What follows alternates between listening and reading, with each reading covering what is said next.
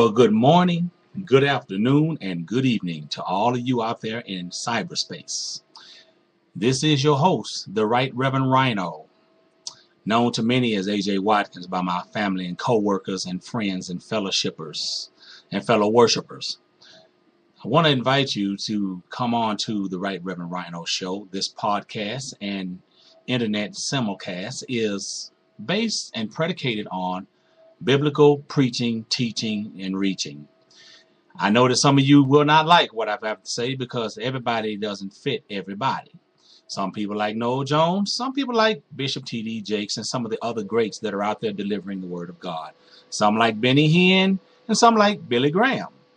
And it's all well and good. However, I respect all beliefs. I respect all of you who believe in something, whether it's the supreme being, whether you're believing in Buddhism, Hinduism. It doesn't really matter to me, as long as you respect me. And please do not give me any negative combats. Please do not give me any negative feedback. Give me constructive criticism if you're going to give anything at all. I can take constructive criticism. Prayerfully, everything will be all right, and it'll help me hone. This is my first broadcast on the air, on the internet. I want to give a special shout out for those that have given me the encouragement to go out and do this. So I'm stepping out on faith. This is my first broadcast. I'm going to give a shout out to Miss Martha, the gospel diva here in Las Vegas. DJ Reg Smooth, who has been forcing me to get out there after all this time. Get out of the four walls and get into cyberspace. So I'm doing that, prayerfully predicated on what they have suggested. This will be a ministry that will help people to better themselves. It will help people to see God for more than what they have seen him for before. This will be a ministry to help you move forward and be able to make things happen in your life. This ministry is predicated on those who have been hurt by churches, hurt in relationships, hurt any kind of way.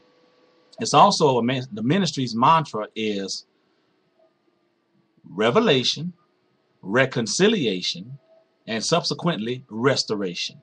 You have to have a revelation of something fresh and new in your mind and in your heart. On top of that, after you have that fresh and new knowledge is in your mind and in your heart, then you have to go to reconcile yourself back to God. Now, I'm speaking to believers and those who believe in God and wonder why God is punishing them or why you're behind the 8 ball at this moment in your life. I'm also speaking to those who says, I heard there is a God, but where is he? And then last but not least, we have restoration, because once you have revelation of the knowledge and then you use the knowledge to go and reconcile, then you are restored to move forward with your life. So today, I'm not going to hold you too long, but I'm going to look down from this camera a few times and look up, then look down, then look up. And that's how I will be broadcasting. That's my style. So therefore, do not be upset. If it's podcasting, then you only hear my voice. But if I'm videoing to some of my other social media websites, then you can see me as well as hear me. So with that said, I would like to talk to you briefly for the first initial message, because the airplane has just taken off and we're off and running. The message will be coming from 1 Peter chapter 5. Verses 8 through 9. That's 1 Peter chapter 5, verses 8 through 9. I'll give you a couple of seconds to get that together because it's not going to take me long to say what needs to be said. And it'll be the first my first podcast. And we will move forward from there. And prayerfully, I will hone these skills and get sharper. I'm not used to talking to a camera and a microphone. I'm used to actually talking to people as I see them. So this is something new to me. And you guys pray that I do get better at what I'm doing.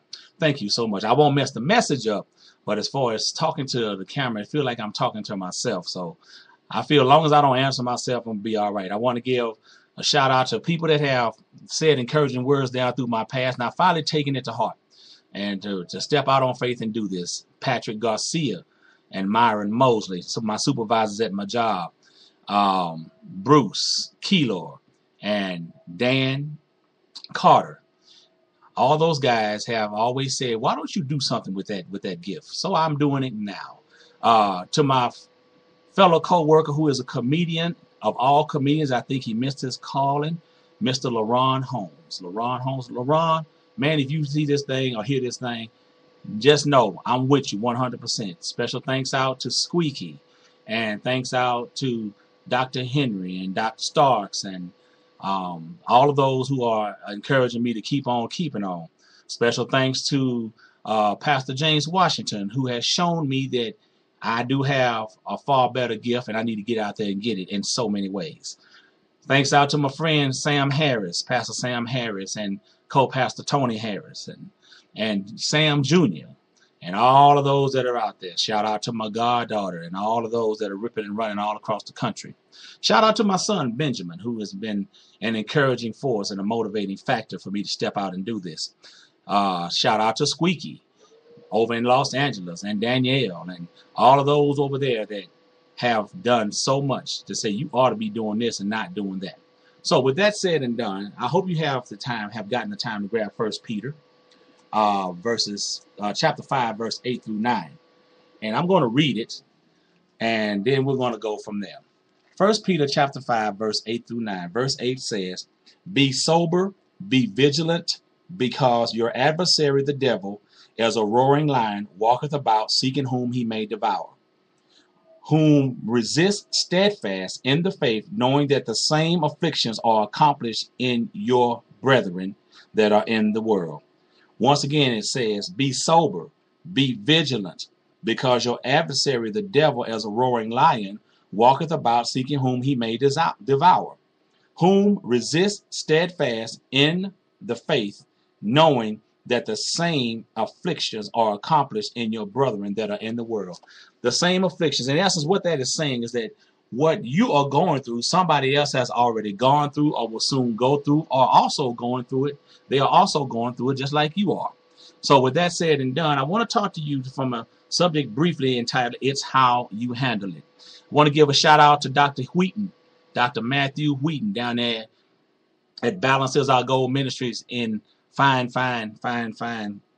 Los Angeles also, and Minister Kathy Cash and Minister Josh Cash, and all of that, all those people that are encouraging me to keep on keeping on. Now I'm going to say this: I will be doing these once, maybe twice a month.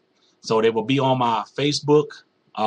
They will come up on my Facebook as a post, as a post. So from what I'm understanding, when it comes up as a post, it'll be a status. So you can catch that status, and by all means, you have the free right to share it with whomsoever you think might need to hear it. So I'm going to do my best to not make any errors as we grow on this ministry right here and try to make this thing happen. All right. So now with that said and done, the topic is, it's how you handle it, because you're not the only one that's going through. The Bible just specifically told us that there are others. Your brethren are going through too in the world. Anywhere. They're going through all kind of problems and situations and circumstances. And I want to say this too, as I take off with this message, is that many times, as I said before, I don't disrespect anybody who has a belief, who's an atheist or whatever you may be. Don't disrespect me, and we'll be fine. So far, all of my posts have been positive, and I have gotten positive feedback from some. I got a few inboxes and stuff, but that's okay. I can live with that. You know, if you don't like my apples, don't shake my tree, because I am going to be me. That is not going to change. So with that said and done, it's how you handle it. Coming from 1 Peter 5, verses 8 through 9. And I'm going to put it to you like this: life can sometimes be extremely challenging. We are usually the catalyst for our troubles because we have a proclivity to want to succeed at any cost. And we gravitate toward those who look the part but are not what you see on the outside. Many saved and unsaved folk alike will often, please hear me, will often gravitate towards anyone who possesses pulchritudinal splendor and possessions. People who come in and out of our lives bring either positive or negative energy. They bring encouragement or discouragement, or good or bad spirits. People come to you with all kinds of ulterior motives, and we sometimes get caught off guard and find ourselves backpedaling in an effort to reset our footing so that we can fight back. Satan is the master of tricks and deception. Whether we want to face it or not, there are people from the pulpit to the last pew in the church who allow Satan to use them to cause chaos and confusion in the lives of Christians and other people just alike. You don't have to worry about his antics if you handle it properly.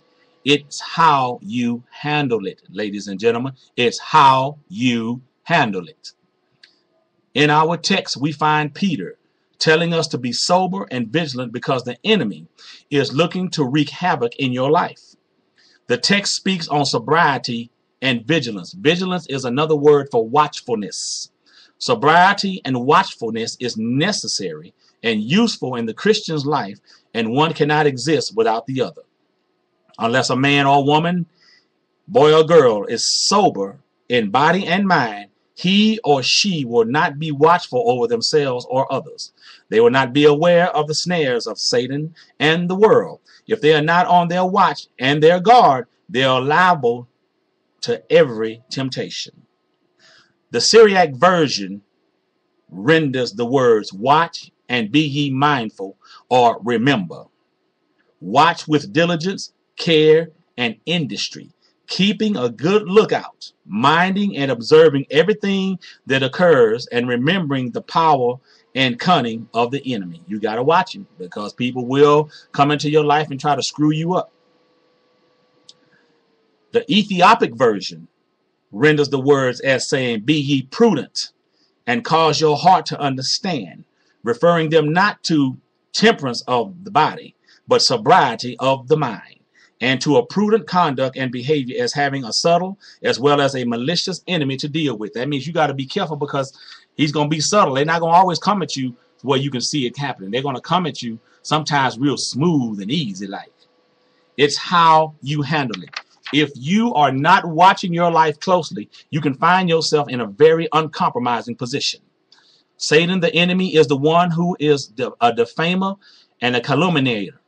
He accuses God to men, and he accuses men to God, and is therefore styled the accuser of the brethren. He is the saints' avowed and implacable enemy. Satan is an enemy to mankind in general, but more especially to the seed of the woman, to Christ personal, and to Christ mystical, to all the elect of God. That's all you Christian folk and saved folk. All of you that are running around saying that you saved. He's actually really on you, because you can make a change by being who you are. He has no favorites, so you must know how to handle him. Some folks break down and cry, while others attempt suicide, while yet others just quit and go back to the world. It's how you handle it. I'm talking about folks in the church now. Contrary to popular teachings and belief, Satan is not weak at all. If you do not have faith in God and a strong belief in your heart to follow Jesus, Satan will tear your world apart. The text states as a roaring lion. He's called that because of his strength, because of his rage, his malice, and cruelty, which he breathes out against the saints, who, though he cannot destroy them, will do all he can to terrify and frighten them. He'll try to scare you. If he can't destroy you, he'll definitely try to scare you back from your destiny. He is walking to and fro, looking for signs of weakness and fear, so he may devour you. Just like a lion runs about here and there when it is hungry, always looking for a wildebeest. Don't be anybody's wildebeest. Don't be anybody's gazelle. Don't even be anybody's Cape buffalo or anything of that on the Serengeti plain or on the Masai Mara or anywhere else over there where the lions eat on anything. You have to be a lion yourself. You have to be